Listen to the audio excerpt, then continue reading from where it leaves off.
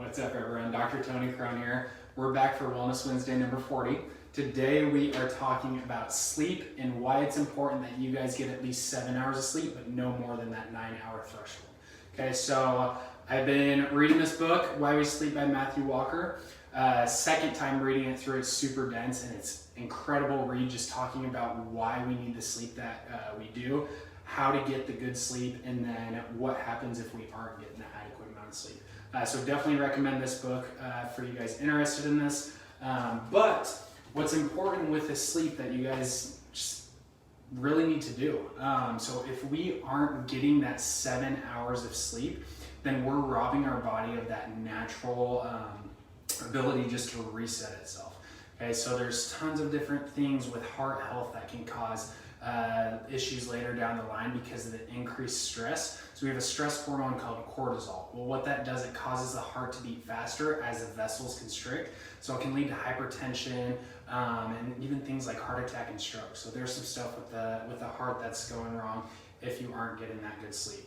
It can even affect mental health. So people struggling with anxiety, depression, that sleep really works with that prefrontal cortex where our emotion center is in the brain.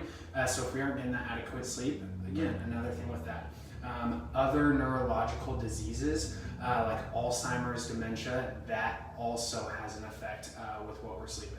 Now, a lot of you are probably thinking as I list these things off, like it's not affecting me because I don't need 7 hours of sleep. Well, that's completely false. Your body is just accustomed to that lack of sleep that you've been getting your whole life. You don't really know what it's like to have that full 7 hours of sleep that we're craving for. Now, there's familial or genetic issues that cause you to not sleep enough, or other issues, but we should be reaching towards that. So finding a sleep specialist or someone who knows what they're talking about with sleep to be able to properly diagnose why you aren't getting that adequate amount of sleep, and doing things beyond the medication, because a lot of times that's not really what's fixing the problem. So beyond the heart, the mental health, even in kids is massive. So our school system has it completely wrong. We're starting too early, especially if they're riding the bus. They're getting up at 5:30, maybe even earlier in the morning to get on that bus. Well, it's robbing the kids of those proper hours of sleep, that natural circadian rhythm that we have. So it's setting them up for failure in school because they're not having that good memory. So if we push their start time back later to about 8:30, we're going to give them a little bit more time to sleep so they can remember those things that are coming up with tests, because we all know that cramming the night before, again, even if you convince yourself that you're good at it, it doesn't help us remember. Okay, so tons of different things. Check out the description of why sleep can be detrimental if you aren't getting it. And fun fact, the Guinness Book of World Records actually took this category out because it can even lead to death with people if you're restricting sleep and going beyond the amount, because our body just can't handle it.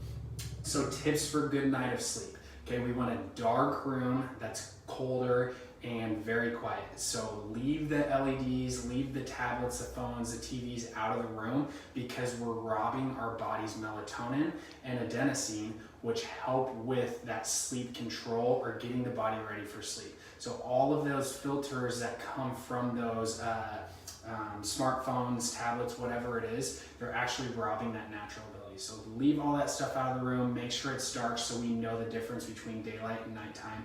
And then the colder room helps cool down our core body temperature, which helps kickstart the sleep process also. Other things, avoiding alcohol. Alcohol kind of delays or disrupts proper sleep. Some other things that you can also do is avoiding large meals, avoiding drinking anything, because you're gonna have to get up more frequent throughout the night. So tons of different things that you can do to improve your night of sleep. And like I said, this book, Why We Sleep by Matthew Walker, there's tons of other resources, but this just does a great job explaining the different cycles and effects that it can even have on the body as well. So if you have any questions of sleep, reach out to me. Otherwise, we look forward to seeing you next week. See you, everyone.